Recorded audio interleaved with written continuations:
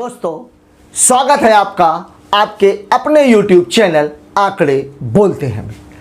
Commercial mathematics में पिछली video में आपने देखा सिंपल इंटरेस्ट साधारण ब्याज के मूलभूत सवालों को आपको कैसे करना है, किस तरीके से उसे समझना है और बगैर पेन चलाए आप उन सवालों को कैसे अटेंड कर सकते हैं।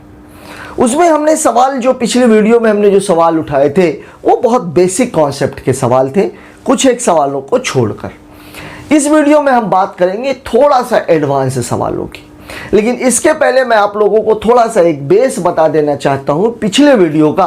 पिछली वीडियो में मैंने केवल आप लोगों को एक बात बताई थी कि P को हमेशा मतलब मूलधन को हम हमेशा कितना लेते हैं 100%, और जो SI होता है SI को हम मानते हैं R गुणे T%। तो जो हमारा अमाउंट है वो हो जाता है 100% प्लस R गुणे T%। अगर मुझे R निकालना है तो R बराबर होता है SI बटे T गुणे 1% ऑफ P, और ठीक ऐसे अगर T निकालना है तो SI बटे R गुणे 1% ऑफ P। यहां से हम निकालते हैं 1% का मान, और 1% का मान निकालने के लिए मैंने आपको क्या बताया था कि अगर लास्ट में शून्य लगे हुए हैं तो हम ये मान के चल रहे हैं या हमें वो 2 शून्य दिखाई नहीं देने चाहिए, और अगर नहीं लगे हुए हैं तो हम ये मान लेंगे कि 2 अंकों के बाद उसमें दशमलव लगा हुआ है। अब हम बात करते हैं थोड़ा सा, अब इसमें एक बात आई थी कि जब SI निकलेगा तो किस में निकलेगा, प्रतिशत में, और प्रतिशत में निकलने के बाद जब उसमें हम 1% का गुणा कर देंगे तो वहां पे हमें क्या मिल जाएगा, रुपए में क्या मिल जाएगा, साधारण ब्याज। और यही अगर हमें मिश्रधन निकालना है, जैसे अगर मान लीजिए कि 20 है आपका साधारण ब्याज 20% आया तो मिश्रधन कितना हो जाएगा 120%। साधारण ब्याज आया अगर मान लीजिए 56% तो मिश्रधन कितना हो जाएगा 156%। मूलधन के 1% का उसमें गुणा कर देंगे तो वो हमें किस में मिल जाएगा, रुपए में। अपनी कल इतनी बात हुई थी। आइए देखते हैं आज के सवाल किस तरह के हैं, थोड़ा सा एडवांस लेवल है, समझने की कोशिश करिएगा। मैं अभी भी बोल रहा हूं कि पूरा का पूरा ऐसा ही ऐसा है कि एक लाइन लिख करके आप सारे सवालों को हल कर सकते हैं, बस दिमाग में उसका जो बेसिक कॉन्सेप्ट है वो आपके दिमाग में फिक्स होना चाहिए। पहला सवाल जो आपको आपकी स्क्रीन पर दिखाई दे रहा होगा, सवाल आपसे ये कह रहा है ए ने बी को 600 रुपये 2 वर्ष के लिए तथा 150 रुपये 4 वर्ष के लिए उधार दिया और दोनों से ब्याज के रूप में 90 रुपये ब्याज के रूप में प्राप्त किया, तो ब्याज की दर ज्ञात करें। अब सीधी सी बात है, 150 रुपये 4 वर्ष के लिए, सॉरी 600 रुपये 2 वर्ष के लिए, 600 रुपये मतलब 1% कितना 6, तो 6 दूनी 12, 150 रुपये मतलब कितना हुआ 1.5, 4 साल के लिए है मतलब 1.5 इंटू 4 मतलब कितना हो गया 6, तो 12 और 6 18, 18% बराबर कितना दिया हुआ है 90, तो कितना हो जाएगा ये पूरा मामला 18 पंचे 90 मतलब दर कितनी हो जाएगी 5%। सवाल आपका ये है। बेसिकली जो होता है वो होता क्या है, देख लेते हैं सवाल को। पहला सवाल में जब आप SI निकालते हैं तो SI बराबर होता है R गुणे T%, और इसमें आप गुणा करते हैं 1% किसका, P का। ये है सवाल। अब अगर मैं देखूं तो यहाँ पर 1% बराबर कितना है, पहले मामले में जो P1 है आपका वो कितना है 600 रुपये, मतलब यहाँ पर जो 1% है वो कितना है 6, जो मूलधन दूसरा है वो है कितना 150 रुपये, मतलब यहाँ पर जो 1% है वो कितना है 1.5। अब अगर मैं इस फॉर्मूले में इसको रखने की कोशिश करूं तो देखिए क्या रहेगा, चूंकि दोनों में दर समान है लेकिन यहाँ पर समय कितना है 6 गुणे 2 गुणे R और धन 1.5 गुणे 4 गुणे R बराबर आपको कितना दिया हुआ है 90 रुपये। ये है हमारा सवाल। अब अगर R को मैं कॉमन ले लूँ तो यहाँ से 6 दूनी 12 और यहाँ से 1.5 चौके 6 बराबर कितना 90, या R बराबर हो जाएगा 90 बटे 18 मतलब उत्तर कितना हो जाएगा 5%। ये हमारे सवाल का जवाब हो जाएगा। सवाल को आप बगैर कलम चलाए भी कर सकते थे। आइए देखते हैं अगला सवाल। दूसरा सवाल जो आपको आपकी स्क्रीन पर दिखाई दे रहा होगा, काफ़ी अच्छा सवाल है, और ऐसा सवाल जब भी आए इसको आप लोग एक बार नीचे तक जरूर पढ़ें, क्योंकि कई बार सवाल में ऐसा रहता है कि जो काम की चीज होती है वो सबसे नीचे दी जाती है। सवाल आपको क्या बोल रहा है? रमाकांत 2 धन योजनाओं ए तथा बी में 5:4 के अनुपात में 5 वर्षों के लिए निवेश करता है। मतलब कुछ धन है उसके पास जिसको उसने 5:4 के हिस्से में बांटा और 2 धन योजनाओं में उसने 5 वर्ष के लिए लगा दिया। अब 2 योजनाएं थी तो बटने चुन, अगर योजनाएं अलग अलग हैं तो उसकी शर्तें भी अलग अलग होगी। सवाल आपको क्या कह रहा है कि ए 8% की दर से तथा 5 वर्ष के अंत में कुल अर्जित ब्याज का 20% बोनस के रूप में, ध्यान दीजिएगा ब्याज का 20% बोनस है, मूलधन का नहीं। योजना बी 9% की दर से साधारण ब्याज देती है। योजना ए में निवेशित धन 20,000 रुपए। देखिए सबसे काम की चीज तो यहां पर है। तो 5 वर्ष के अंत में कुल मिश्र धन जो पैसा उसको मिलेगा वो हमें निकालना है। सवाल जो है वो कह क्या रहा है? सवाल है इसमें 2 योजनाएं हैं, एक योजना है ए, एक योजना है बी। पैसा इसमें लगाया गया है 5:4 के अनुपात में। लास्ट में आपको एक डाटा दिया गया है, वो ये दिया गया है कि योजना ए में निवेशित धन है 20,000, मतलब 1 बराबर कितना हो जाएगा 4,000। तो 4 बराबर कितना हो जाएगा 4,000 गुणे 4 बराबर कितना हो जाएगा 16,000 यहाँ पर, और इसकी रकम कितनी है 20,000 रुपये। ये है 20,000, ये है 16,000, मतलब इसका जो 1% है ये है 200 और इसका जो 1% है ये है कितना 160। अब SI बराबर क्या होता है R इंटू टी। अब R इंटू टी अगर होता है तो SI बराबर यहां पर कितना हो जाएगा, यहां पर R है 8, समय है 5, यहां पर R है 9, समय है 5, मतलब ये कितना हो जाएगा 40% और ये कितना हो जाएगा 45%। लेकिन ये जो योजना है, ये योजना ब्याज पर 20% क्या देती है बोनस। तो जो बोनस के रूप में मिलेगा वो बोनस कितना है भाई, यहाँ पर बोनस है 40 गुणे 20/100, 1,2, मतलब ये कितना है 8% और यहाँ पर बोनस नील है। मतलब कुल जो ब्याज मिला यहाँ पर कितना मिला 48% और यहाँ पर कितना मिला 45%। तो जो मिश्र धन है वो मिश्र धन कितना हो जाएगा, यहाँ पर हो जाएगा 148% और यहाँ पर हो जाएगा 145%। ये है सवाल। अब अगर ये दोनों धन समान होते, ये भी 20,000 होता, ये भी 20,000 होता, तो हम सीधे सीधे इन दोनों को जोड़ देते और 1% का गुणा कर देते।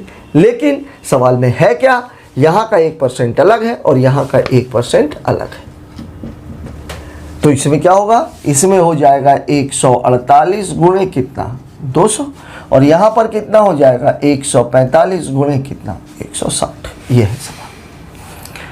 तो अब अगर मैं इसको गुणा करूंगा तो 140 का डबल 280, 8 का डबल 16, मतलब कितना हो जाएगा 296।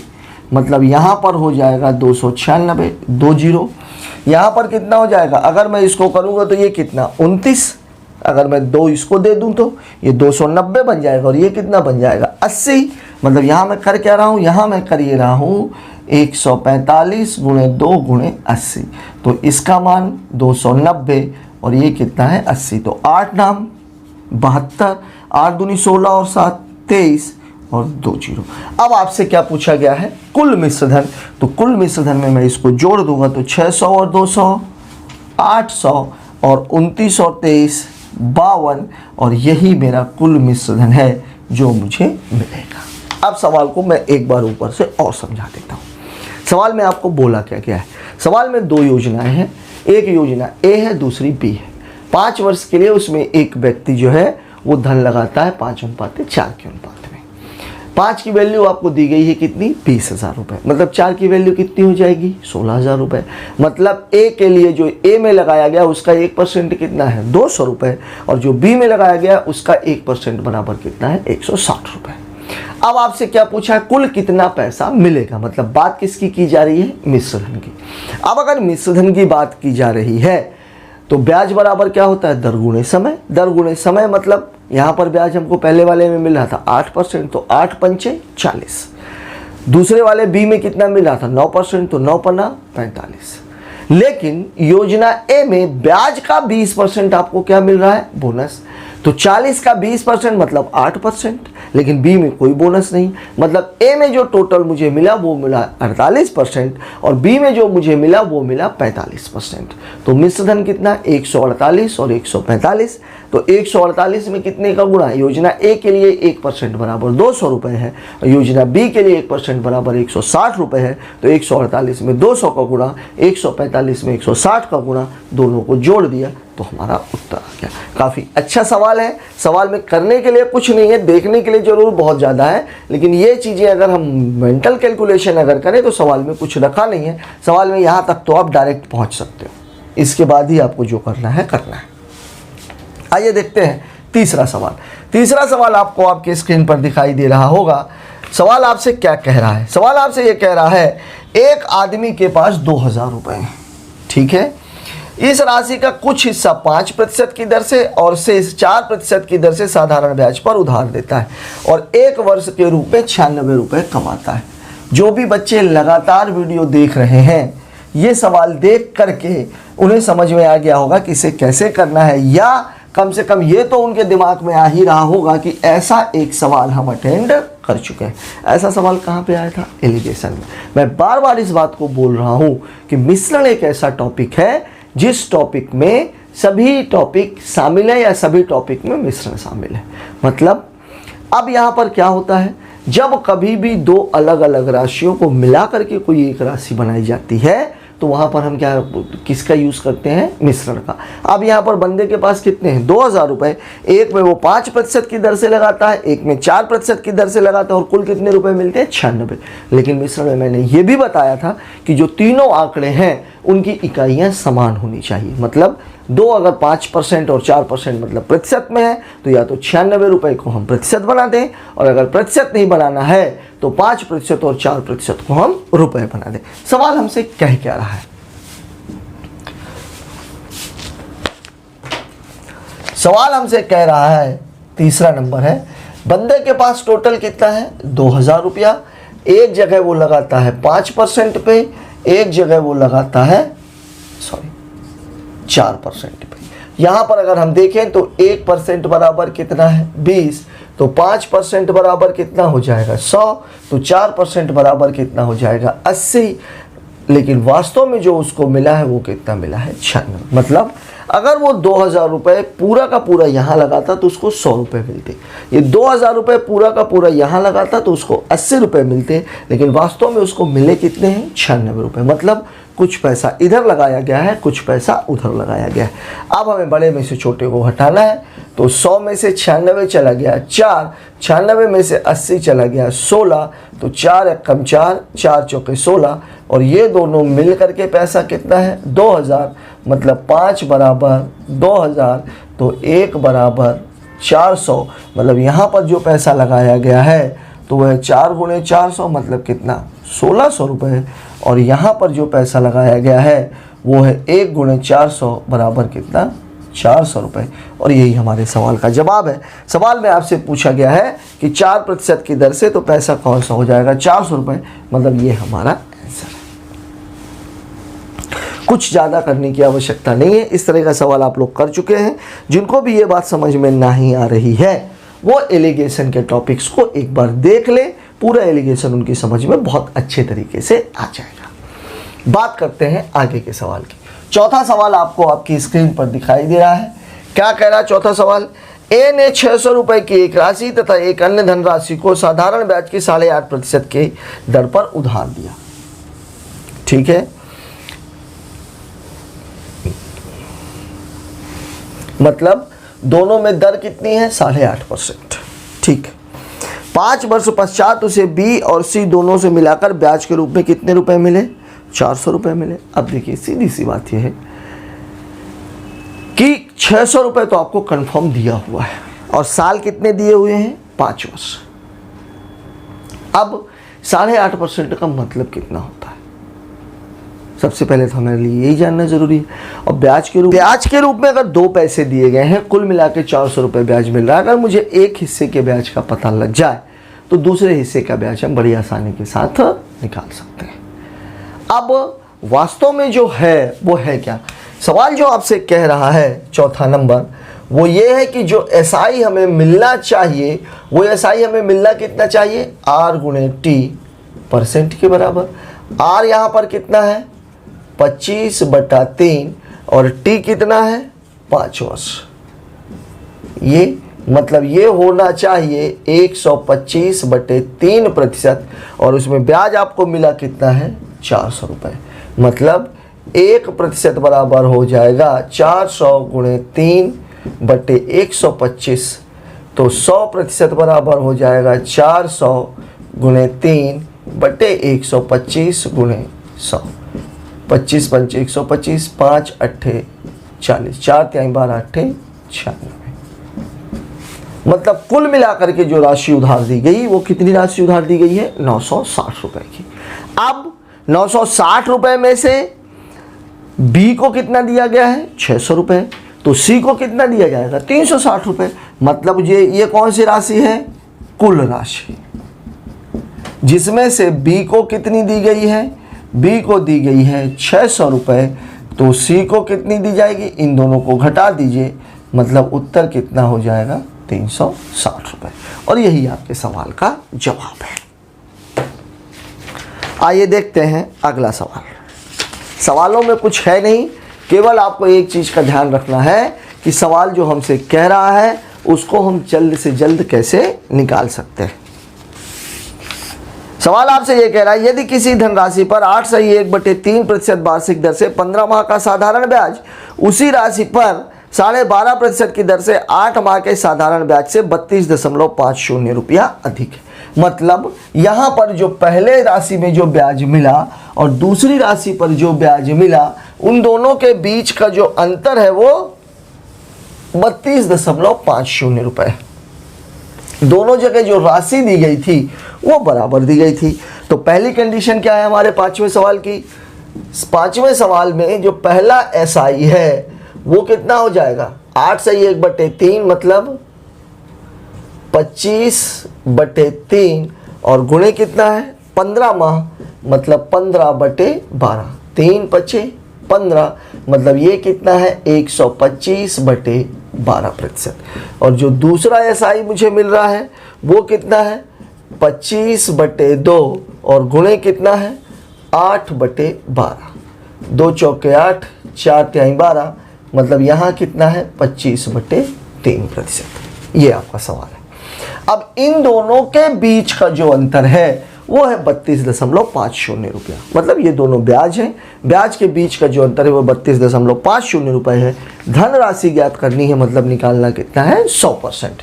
अब अगर इसको मैं लगाऊं तो 125/3% माइनस 25/3% बराबर 32.5। अब इसको यदि हल करना है तो 3 चौके 12 मतलब यहाँ कितने का गुणा हो जाएगा 4 का, तो ये हो जाएगा 125% माइनस 100% बराबर 32.5 गुणे 100, तो 25% बराबर 12 पंचे 60, 12 दूनी 24, 6 30, 12 तिहाई 36, 3 39, तो 100% बराबर यहाँ कितने का गुणा हो रहा है 4 का, तो यहाँ भी कितने का 4 का, 4 शून्य 0 4 नहीं है 36, 4 तिहाई 12 और 3 15, उत्तर कितना हो जाएगा 1560 रुपये। और ये आपके सवाल का जवाब है। अब इन सवाल को करने के लिए, तुरंत करने के लिए हमें चाहिए क्या क्या है। पहली बात तो ये है कि ये कैलकुलेशन आपका तुरंत हो जाना चाहिए। दूसरी बात ये, जब हम भिन्न लगाते हैं तो हम ये मान के चल रहे हैं 12 और 3 में बड़ी संख्या कौन सी है 12। 3 को 12 बनाने के लिए किसकी ज़रूरत है 4 की, तो 4 का गुणा हम कहाँ कर देंगे ऊपर। अब हम ये मान लेंगे कि ये भी 12 हो गई, तो ये भी 12 हो गई, तो ये 125 और ये 100 25% और ये 12 चला गया यहाँ पे, जिसका उत्तर कितना आ गया 390। अब 25% बराबर 390 है, तो 100% बराबर यहाँ 4 का गुणा, तो यहाँ भी 4 का गुणा। ये था आपका सवाल। अगला सवाल आपको आपकी स्क्रीन पर दिखाई दे रहा होगा। देखते हैं ये सवाल हमसे क्या कह रहा है। सवाल आपको ये बोल रहा है कि सुमित ने मोहित को कुछ धन 5% साधारण ब्याज की दर से उधार दिया। ठीक है, सुमित ने किसको दिया मोहन को 5%, मोहित ने सारा धन उसी दिन बिरजू को। अब ये देखिए व्यापार का एक बहुत अच्छा तरीका, बंदे ने लिया कितने में है 5% में, दिया कितने में है 8.5% में, तो फायदा कितने का हुआ 3.5% का वार्षिक में। 3.5% वार्षिक का लाभ हुआ है उसको। फिर आगे क्या सवाल बोल रहा है, 1 वर्ष बाद मोहित को इस लेन देन में 350 रुपए का लाभ हुआ। 21 साल की बात हो रही है। तो सुमित ने मोहित को कितना धन उधार दिया था? कुछ भी करने की जरूरत नहीं है, सीधा सीधा 3.5% दिया हुआ है, 100% पूछ रहा है सवाल। तो जो लाभ हुआ है, लाभ बराबर कितना है 8.5% और -5% बराबर कितना हो जाएगा 3.5%। और 3.5% बराबर कितना दिया हुआ है 350 रुपया। ये दशमलव तो ये 0, तो 100% बराबर कितना हो जाएगा 350/35 × 100। ये और ये कैंसिल, मतलब उत्तर कितना हो जाएगा 1000 रुपया। कुछ भी नहीं है सवाल में। अगले सवाल की बात कर लेते हैं। अगला सवाल आपको आपके स्क्रीन पर दिखाई दे रहा होगा। किरण ने भवन के लिए एक प्लॉट 15,000 रुपये में क्रय किया और तत्काल उसे 8 माह पश्चात देय राशि 16,640 रुपये में बेच दिया। ब्याज की दर 6% वार्षिक हो तो उसका लाभ प्रतिशत क्या है? इस सवाल के पहले मैं आप लोगों को एक बात समझाना चाहता हूँ कि जैसे मान लीजिए कोई एक व्यक्ति है जो बैंक से लोन लेता है, और बैंक से लोन लेता है वो 5 साल के लिए या 10 साल के लिए, और सपोज मान लीजिए कि उसके पास अगले ही दिन या 2 दिन बाद उसके पास ढेर सारे पैसे आ जाते हैं। अब वो अपना लोन चुकता करना चाहता है, तो बैंक उससे 5 साल या 10 साल का ब्याज तो नहीं लेगा, लेकिन ब्याज की वो एक लिमिटेड अवधि रखता है कि उतने दिन का ब्याज तो आपको देना ही होगा। ऐसा क्यों है? क्योंकि लोन को प्रोसेस करने में बहुत सारी मैन पावर लगती है, बहुत सारे काम करने होते हैं। तो यदि किसी का लोन सैंक्शन हुआ है और जितना पैसा वो लेके गया, अगर उतना ही पैसा हमें लौटा देगा तो जो हमारी मेहनत है वो तो बेकार चली गई। तो उसका बैंक कुछ एक रकम फिक्स कर लेते हैं कि इतने महीने का ब्याज तो हमें लेना ही है। कुछ बैंकों में और कुछ लोन्स में 6 महीने का, और कुछ में 12 महीने का, और कुछ में 20 का। पर्टिकुलर इस सवाल की बात क्या है? सवाल आपसे बोल रहा है किरण ने भवन के लिए एक प्लॉट 15,000 रुपये में क्रय किया और 8 माह पश्चात देय राशि 16,640 रुपये में बेच दिया। मतलब खरीदा कितने में था 15,000 रुपये में, और 8 माह पश्चात देय राशि 16,640 रुपये में बेच दिया। तो यदि ब्याज की दर 6% वार्षिक हो तो उसका लाभ प्रतिशत ज्ञात करें। क्या बात है। अब ब्याज की दर कितनी है 6%, तो 8 महीने में ब्याज लगनी कितनी चाहिए, और उसको मिला कितना 16,640 रुपये। मतलब प्लॉट कितने का था 7वां नंबर। मतलब यहां पर जो P है, P बराबर कितना है 15,000 रुपये। जो दिया गया वो कितना है, वो है 16,640 रुपया।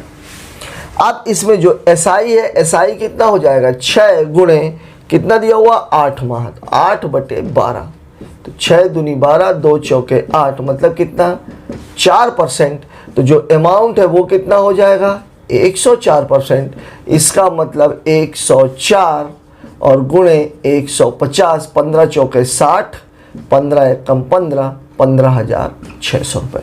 मतलब इस बंदे ने यहाँ पर, चाहे एक चीज़ आप और लिख लीजिए कि 1% बराबर कितना होगा 150।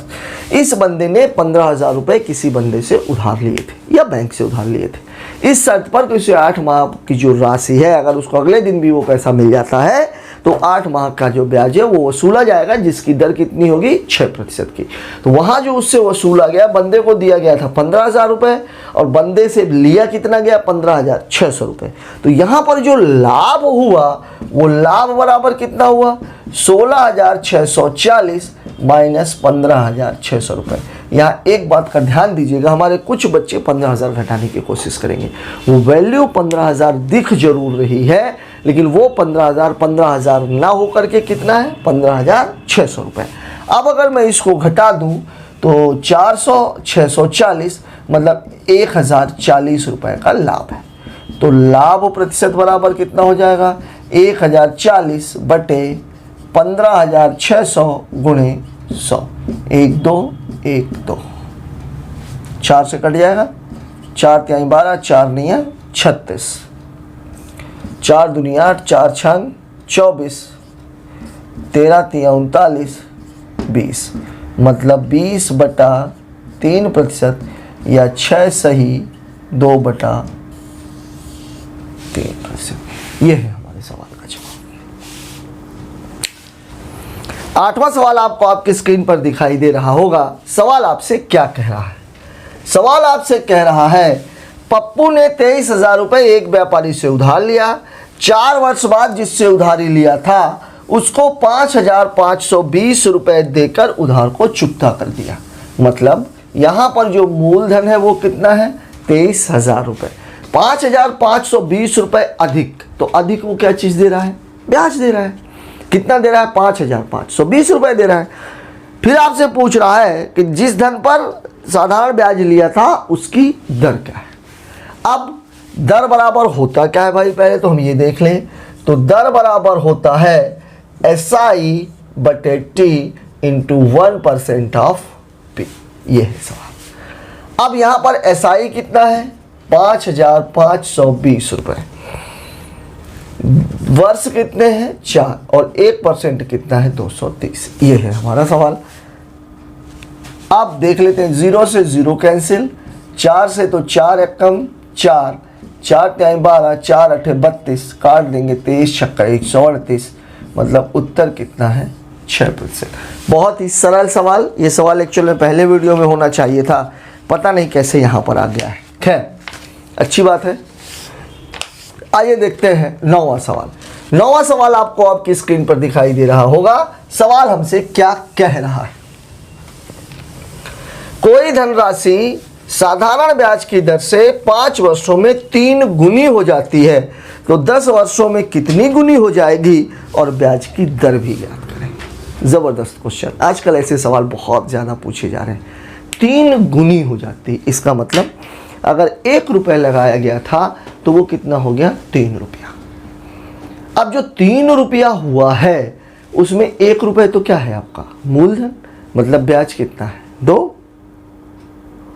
और साधारण ब्याज की खूबी क्या है? समान रूप से बढ़ती है। अगर 5 साल में वह 2 मिल रही है तो 10 साल में कितनी मिलेगी? 4। अब मूलधन आपके पास अभी भी 1 है, मूलधन तो 1 रुपये ही लगाया गया है, तो 1 रुपये ये, 4 रुपये ब्याज के, मतलब कुल मिलाकर के धन कितने गुना हो जाएगा? 5 गुना। आइए देखते हैं। सवाल आपसे कह रहा है कि एक धनराशि 5 वर्षों में 2 गुनी 3 गुनी हो जाती है। 5 वर्ष में 3 गुनी होती है। मतलब हम मान लेंगे मूलधन बराबर कितना? 1, तो ब्याज बराबर कितना? 2। मतलब 5 वर्ष में ब्याज 2, तो 10 वर्ष में ब्याज 4। यहां कितने का गुणा हो रहा है? 2 का, तो यहां भी कितने का गुणा होगा? 2 का। तो धन कितना हो जाएगा? धन जो है, मतलब अमाउंट की बात हो रही है, तो ये कितना होता है? मूलधन धन ब्याज। मतलब 1 धन 4, उत्तर कितना? 5, या कितने गुनी हो जाएगी? 5 गुनी। ये सवाल है, बहुत ही सिंपल सा सवाल। अब आपको आगे क्या बोल रहा है, देखते हैं अगला सवाल। मेरा अंदाजा ये समझ में आ गया होगा। बस करना कुछ नहीं है, हमको मूलधन को 1 रुपया मान लेना है। जितने गुना बोले उतने रुपया, जो बचा हुआ हिस्सा है मतलब जितने गुना है उसमें से 1 घटा दिया, मतलब वही आपका ब्याज है। कई बार इसमें सवाल थोड़ा सा घुमा के भी दे देता है, जैसे यहाँ पर बोल देता है 7.5 वर्ष, तो 7.5 वर्ष मतलब 1.5 का गुना होता, तो यहाँ भी 1.5 का गुना होता, तो ये कितना हो जाता? 3। तो धन कितना हो जाता? 4 गुना। ज़्यादा कुछ सोचने की ज़रूरत नहीं।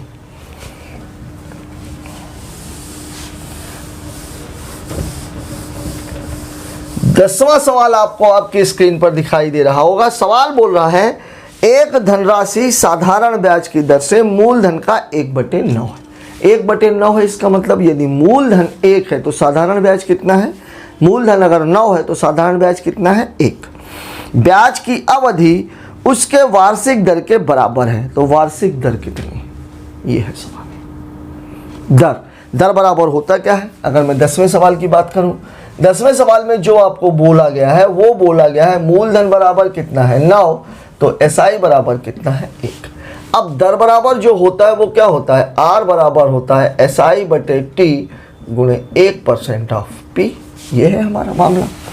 अब आपको क्या बोल रहा है ब्याज की अवधि उसकी वार्षिक दर के समान है। मतलब एक चीज और भी बोल रहा है वो, आर बराबर टी बराबर मैं कितना मान लेता हूँ एक्स। अब सारे सवालों को आप रख दीजिए, ये यहाँ चला जाएगा तो आर गुणे टी बराबर कितना है, एसआई कितना है 1 और 1% कितना है 0.09, इसको हटाएंगे तो ये कितना 100 और ये दोनों x है तो x स्क्वायर बराबर 100/9 मतलब x बराबर 10/3। ये तो ठीक हो गया। अब चूंकि आपको निकालना क्या है दर, अगर समय पूछा गया होता तो यही उत्तर था और दर पूछा गया है तो दर बराबर कितनी हो जाएगी 10/3 मतलब कितना हो जाएगा 3 सही 1/3%। ये है सवाल। और समय अगर पूछा गया होता तो समय भी यही हो जाता, समय बराबर कितना हो गया होता 3 सही 1/3 वर्ष। बहुत सिंपल सा सवाल था, बहुत बढ़िया सवाल भी था। 11वां सवाल आपको आपकी स्क्रीन पर नजर आ रहा होगा। आइए देखते हैं सवाल हमसे क्या कह रहा है।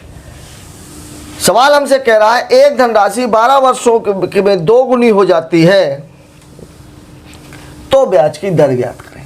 बहुत सिंपल सा सवाल है। 12 वर्षों में 2 गुनी हो जाती है मतलब 11वां 12 वर्षों में 2 गुनी हो जाती है तो अब क्या होगा, सीधी सी बात यह है कि 12 वर्षों में 2 गुनी हो जाती है मतलब हम मूलधन को हमेशा कितना मान करके चलते हैं 1, तो ब्याज बराबर कितना हो जाएगा 2 ऋण 1 मतलब कितना 1। ये बिल्कुल क्लियर है। अब 12 वर्षों में तो अगर मैं दर की बात करूं तो दर बराबर होता है SI बटे टी गुणे 1% ऑफ पी। ये है सवाल। अब R बराबर आपको निकालना है, SI आपको कितना मिल गया है 1, T बराबर कितना है 12 और इसका जो P है ये कितना है 1 मतलब 1/12 और गुणे कितना हो जाएगा 100, क्योंकि ये 0.01 है तो जब इसको हटाएंगे तो ये 100 मतलब उत्तर कितना 4×12 ये 25 मतलब 8 सही 1/3%। लगभग पिछले जैसा सवाल ही है। ठीक है, एक सवाल और भी हमारा जो 10वां नंबर सवाल था, 9वां नंबर सवाल था, वो भी कुछ ऐसा ही था। 10वां नंबर सवाल भी कुछ ऐसा ही है। 11वां नंबर सवाल भी कुछ वैसा ही है। सवाल में ज़्यादा चेंज नहीं है, केवल लैंग्वेज का फर्क है। बात कर लेते हैं 12वें सवाल की। काफ़ी खूबसूरत सवाल है, देख लेते हैं सवाल हमसे क्या कह रहा है। सवाल हमसे यह कह रहा है कि एक्स वाई और जेड 3 धनराशियां इस प्रकार हैं कि एक ही अवधि के लिए एक ही साधारण ब्याज की दर से, मतलब दर और समय मतलब आर और टी ये दोनों समान है। y x के साधारण ब्याज के बराबर तथा z y के साधारण ब्याज के बराबर है तो निम्न में से क्या सही है। बढ़िया क्वेश्चन। सवाल हमसे क्या कह रहा है, सवाल हमसे यह कह रहा है कि सभी के लिए r और t बराबर है और SI बराबर, अगर मैं बेसिक पे जाऊं तो P गुणे R गुणे T अपान कितना होता है 100। अब ये SI x का SI y है मतलब x गुणे R गुणे T अपान 100 बराबर कितना है y, और y गुणे R गुणे T अपान 100 बराबर कितना है z। अब यहां से चूंकि R और T दोनों ही जगहों पर क्या है समान है, तो अगर मैं R गुणे T निकालूंगा तो R गुणे T बराबर कितना हो जाएगा 100 गुणे y अपान x, और यहां से R गुणे T बराबर कितना हो जाएगा 100 गुणे z अपान कितना है y। अब ये दोनों आपस में बराबर होने चाहिए, मतलब 100y बटे x बराबर 100z बटे कितना है y। 100 और 100 कैंसिल, अगर मैं तिर्यक गुणा करूं तो y स्क्वायर बराबर कितना हो जाएगा xz, और यही आपके सवाल का जवाब है। दोस्तों, SI में आज हमने प्रीवियस ईयर्स क्वेश्चंस की बात की है। आज आपने जितने भी सवाल वीडियो में डाले गए हैं वो सारे के सारे सवाल किसी न किसी एग्जामिनेशन में आए हुए हैं। और SI की अगर मैं बात करूं तो SI चूंकि हमेशा के लिए समान होता है तो एसआई में बहुत ज़्यादा कुछ सोचने की आवश्यकता नहीं पड़ती, केवल आपको 2 चीज़ें देखनी पड़ती हैं, और वो 2 चीज़ें क्या होती हैं? दर और समय। अगर आपसे आर और टी सही तरीके से आप देख पाओ तो एसआई हो, चाहे उसका अमाउंट निकालना हो, चाहे एसआई निकालना हो, आप उसको तुरंत निकाल सकते हैं। अगले टॉपिक में हम बात जब चक्रवृद्धि ब्याज की करेंगे, कंपाउंड इंटरेस्ट की, वहां पर एसआई का फंक्शन फिर से आएगा। कई जगह आपने देखा भी होगा कि एसआई और सीआई एक साथ ही चलता है। तो हमने एसआई और सीआई को अलग अलग लेने का जो मूल मतलब था वो ये था कि पहले एसआई का जो पूरा कॉन्सेप्ट है वो आपके दिमाग में आ जाए, फिर हम बात करेंगे कंपाउंड इंटरेस्ट की। उसमें कंपाउंड इंटरेस्ट का जो बेसिक है वो हम आपके दिमाग में डालेंगे, फिर हम बात करेंगे मिक्स्ड एसआई और सीआई की, एंड देन आफ्टर इंस्टॉलमेंट की। आज का ये वीडियो आपको कैसा लगा कमेंट बॉक्स में जाकर ज़रूर बताएं। यदि वीडियो आपको पसंद आया है तो चैनल को सब्सक्राइब करें, बेल आइकॉन दबाएं ताकि आगे आने वाले वीडियोस के अपडेट आपको लगातार मिलते रहें और आपकी तैयारी लगातार जारी रहे। Thank you. जय हिंद।